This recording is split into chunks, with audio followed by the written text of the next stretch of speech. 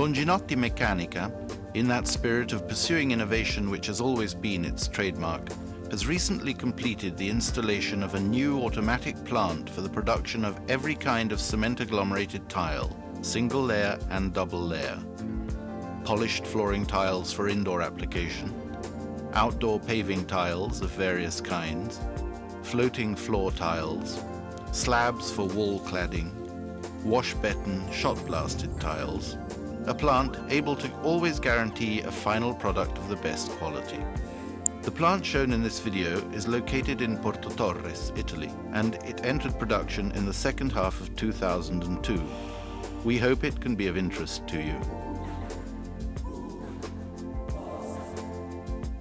Longinotti Meccanica is proud to present its latest version of automatic plant for the production of both double-layer outdoor paving tiles and thin single-layer tiles for indoor and outdoor application. The plant is complete up to the palletizing system, and it runs at Sardategole factory in Porto, Torres, Sardinia.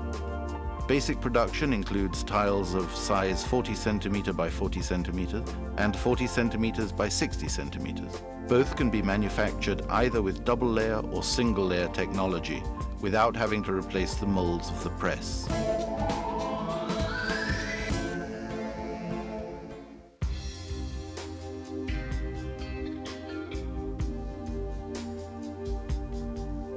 In the layout drawing of the factory are shown the various machines and equipment that make up the plant. The batching mixing unit for the preparation of the wet mix, that is, the first layer of traditional double layer tiles or the only layer of single layer tiles. The 7-station rotating press, model K907 MSDS with pressing force up to 900 tons. The automatic tile moving and washing line, model CM905 FSWD, which performs the various operations associated with washing and moving both fresh and cured tiles, the curing chambers, the calibrating grinding line consisting of a 2-head calibrating machine model GND50 and a 6-head grinding machine model GN50, the shot blasting machine, the palletizing system, and the control room of the plant.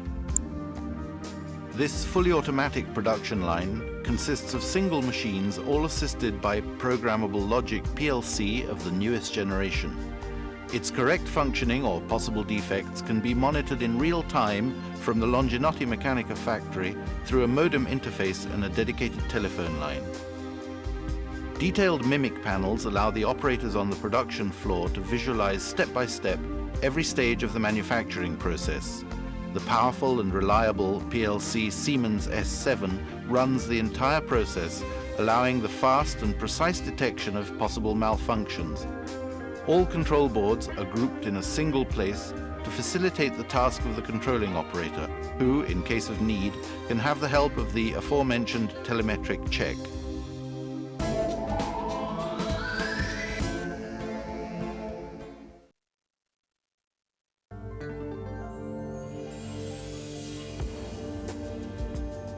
We can now follow step by step the production phases. Here are stored the granulates of various sizes and colors needed for the different kinds of tiles to be manufactured. The batching mixing unit consists of a group of 4 hoppers holding 3 different kinds of granulates and the marble powder. A weighing car to convey the raw materials from the hoppers to the skip of the mixer. A weighing system for the cement, a planetary mixer to mix inerts, cement and water up to the required homogeneity. The mix is prepared without using chemical additives or fluidificants. The control system of the batching unit can store in its memory and process up to 100 different mixing recipes. The mix is then introduced into the press dosator by means of a sloping vibrating channel. In the tank of the dosator, the wet mix is continuously stirred to keep its homogeneity. The automatic dosator pours the wet mix into the molds of the press in the exact preset quantity. This quantity can be easily varied by adjusting the capacity of the dosing cups in order to get different tiles of different thicknesses. These dosing cups have been especially designed with a large diameter and small height to make the discharge easier and more precise even in the presence of a hot and dry climate. In the first station of the press, the wet mix is poured into the molds of the rotating press. In the following two stations, the mold is vibrated with adjustable intensity to match the fluidity characteristics of the mix, and the mortar is spread evenly in the mold. The height of the first layer is, in this particular instance, 20 millimeters. An optional device called an upper vibrator, like the one shown here, ensures in any event the perfect and even spreading of the wet mix in the mold before the pressing operation. This upper vibrator can be fitted in the second or the third station of the press. The fourth station of the press lodges the automatic belt dosator of the second layer. This device doses the exact quantity of the second layer and distributes it smoothly and evenly on top of the already leveled first layer. The special design of the belt dosator allows the adjustment of the dosed quantity. This reflects in turn in the possibility to manufacture tiles of different thicknesses without the need to use different molds or inner frames, thus improving economy of production. A peculiar characteristic of the second layer belt dosator is that, contrary to traditional devices, it definitively eliminates the so-called wedge effect, that is, a different thickness at opposite edges of a tile. The fifth station of the press is preset for another optional device, the pre-compression, which in this particular instance hasn't been required. In general, the pre-compression facilitates with difficult raw materials the absorption of water from the first to the second layer in order not to slow down the molding pace of the press. The pre-compression force is 25 tons. The sixth station of the press is the molding or pressing station. The immense pressing force of the K907 machine, necessary to mold 2 tiles at a time in the 40 centimeter by 40 centimeter size single layer, favors an excellent compacting also in the traditional double layer production and reduces the relevant molding time.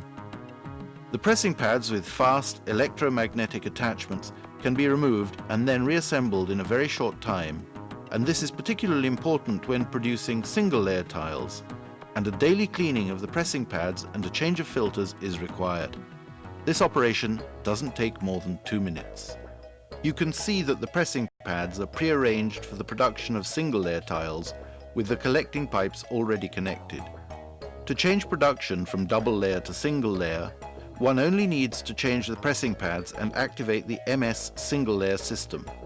An innovative management of the pressing phase has also favored an increase of productivity of the machine.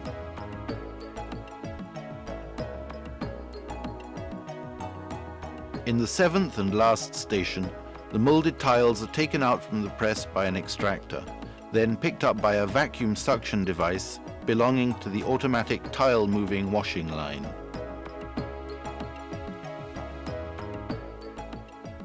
The automatic tile moving line with horizontal deposit is equipped with a vacuum pickup device able, if required, to turn the tiles by 180 degrees for their face-up laying on the transport tray and to wash them soon after their collection from the press. The tile turning system can be deactivated if a deposit face down on the transport tray is required. You can see that special suckers pick up the two 40 by 40 tiles, turn them in vertical position and carry them to the washing area, where a system of experimented reliability quickly performs the direct washing of their surface.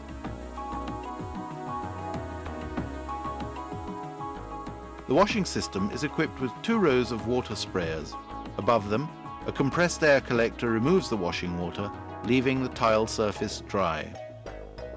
Once the washing operation is completed, another 2 similar suckers, but arranged on a second car, take over the washed tiles, turn them horizontally, and lay them quickly but smoothly on the steel transport tray. The double turning system has the advantage of leaving the surface of the tiles in sight for better control and to avoid the effacing of clouds or stains due to salts building up during the curing stage. Avoiding such stains is of great importance for tiles manufactured for outdoor use, the surface of which is not to be ground or otherwise processed. The suckers are equipped with special foam rubber to allow even tiles with engraved surfaces to be picked up and turned as well. The distance between transversal slats of the tray has been fixed on the basis of the sizes to be manufactured in order to optimize the support of the fresh molded tiles and prevent them from distortion during the curing phase. The transport trays can be superimposed up to a stack of 30, depending on the weight of the tiles they carry. The stack of trays is then moved to the pickup station of the line, and from here it is taken and ferried by a forklift to the curing room. Instead of a forklift in a more automated plant configuration, the job is carried out by a robot car. When this video was recorded, new curing chambers were under construction, and the curing area was temporarily located within the production line. Having put down the stack with fresh tiles, the forklift picks up a stack of trays holding cured tiles and carries it to the dedicated station of the automatic moving line. While a tray is filled with fresh molded tiles, another tray is emptied of cured tiles and made ready to receive fresh tiles soon afterwards.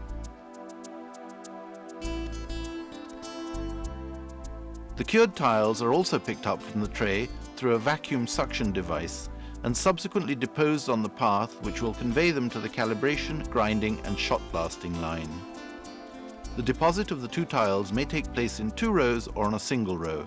If deposed on 2 rows, the tiles can afterwards be conveyed in a single row by means of the automatic device now shown.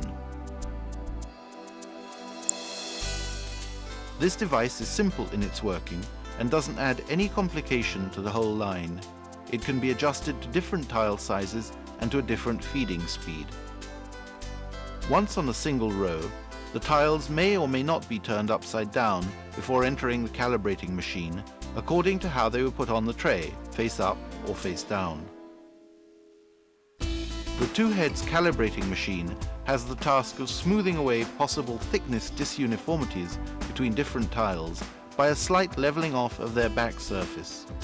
Calibration is in any case useful for the subsequent grinding process, but it is necessary when a chamfer is to be added to the final product, especially when producing single-layer tiles. After leaving the calibrating machine, the tiles are turned upside down to then be fed into the grinding machine. In this special instance, the wash-betten tiles do not require either calibration or grinding, and therefore the 2 turning devices have been deactivated.